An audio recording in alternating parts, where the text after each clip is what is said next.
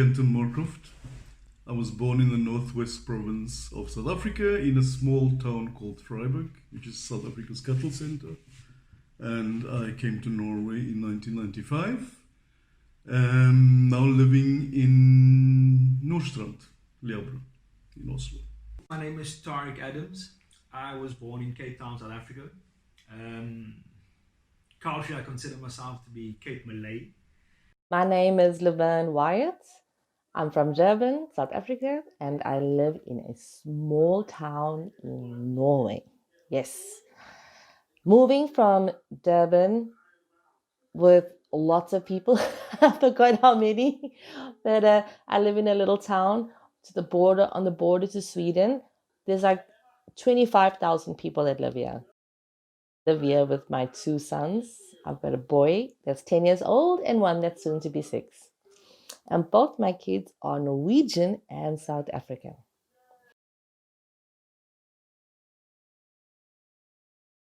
My forefathers, my mother's father was son of a British colonist from London. He was born in South Africa, but his parents were from London. So, having said that, my family is mixed, and something that's very significant from my family, because my grandfather married 3 wives.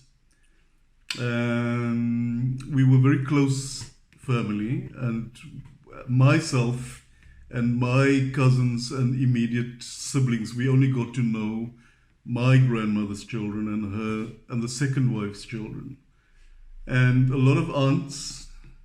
So, having said that, our aunts almost raised all of us in our family, and all our grandchildren, no matter who, we always refer to our aunts as Ma.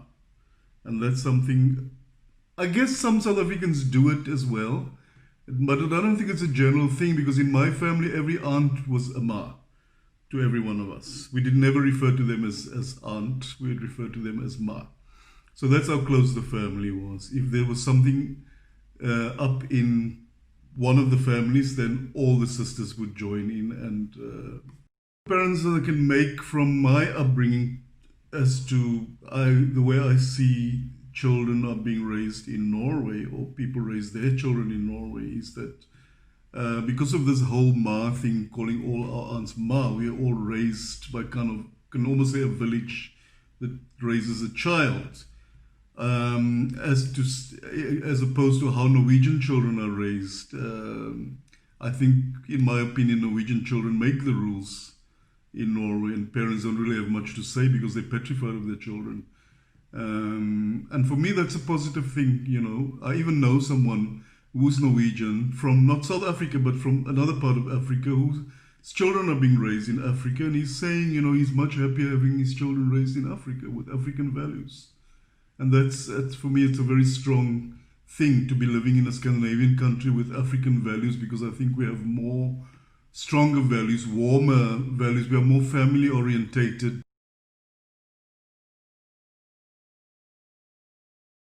Our surname Adams is quite an interesting one.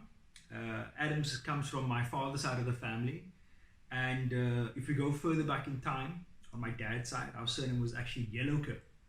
And interestingly enough, the 4 families in Cape Town, Haneke, Bandeke, Jenneke and Yellowke, all come from the same bunch of islands. And what happened there was, when they came down and settled in South Africa, at some point in time, on my great-granddad's side, they changed the surname to Adams. Growing up in Cape Town, the Cape Flats in Lotus River was always an interesting experience, because in our household, my grandmother on my mom's side was then still classified as white. So we grew up in a home where my mom and my dad and myself and all of us were just a normal average colored family on the Cape Flats, but our grandma that lived with us was able to vote.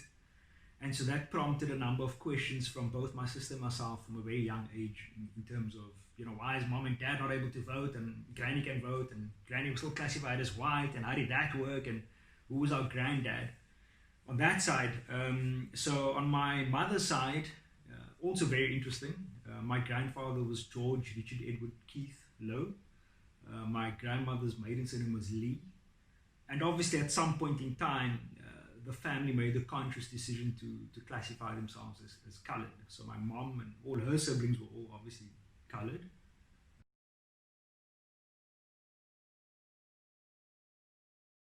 So I've got 3 points about Heritage Day and Heritage Month that always come up for me, and I'd like to share them with you. Point number 1, my perspective number 1 on Heritage Month is heritage feels to me like my roots. When I relocated to the opposite side of the world, I had no idea it was going to be permanently. I thought it would be only 3 years, and then I can just go back to my family and my job. And I loved living in South Africa. I wanted to travel, but I didn't want to move away permanently. So when I found myself now with 2 kids and living on the other side of the world and married, I felt like I was a flower that somebody had dug me up out of my fantastic moist Durban soil and replanted me in foreign lands where it is winter 6 months of the year and quite dark a lot of the time as well. So I really felt like I had to dig deep and go back into my roots and reflect a lot on my heritage. And that had really tried to stabilize me, mentally, everything. Yes, you do feel like you're going a little bit crazy when you're away from home and everything. Different language, different climate, different culture, different foods, different TV programs, different sense of humor, different rules and regulations with regards on how to make friends, how to keep friends, how to find a job, how to raise kids, everything different. So heritage are like roots for me, and they're very important. My second point and perspective when it comes to heritage is, as much as it's important to root us, we have to remember we come from those roots, but we're not those roots. So it's up to us to grow and bloom and blossom into a new version of ourselves. We take our heritage and identity and we remix it to create something new. So it's very important to not, I felt I had to break through a lot of like the identity that I was raised up with a lot of heritage, and find a new version of it that's based more on my personality and my wishes rather than what society was always telling me. Like, for example, in South Africa, you colored, I'm colored. But as soon as you leave South Africa, that genre doesn't even exist.